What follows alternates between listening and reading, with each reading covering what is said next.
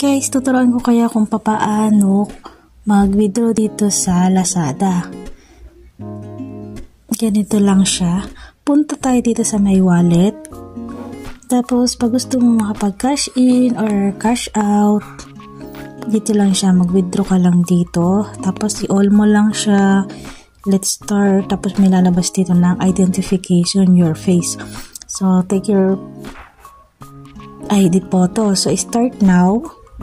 Pipili ka lang dyan kung alin dito yung available mo na meron ka dito mga IDs. Ito ang akin. So, start natin siyang yan. Ganyan lang siya.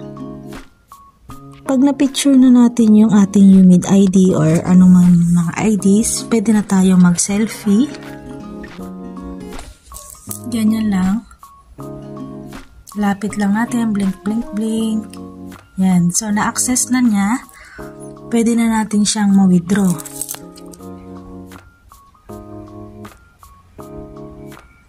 Seat of birth. Lagay natin dito kung saan tayo pinanganak.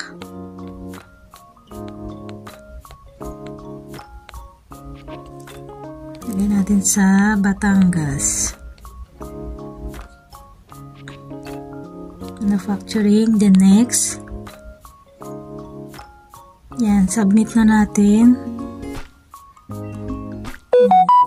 Nakalagay account verification in progress. Kailangan natin hintayin ng 24 hours para makita natin kung nakapag-withdraw na tayo dito sa Lazada. Ganun lang yan guys, kadali makapag-withdraw dito sa Lazada kapag may mga nilalaro tayo na galing sa ating application.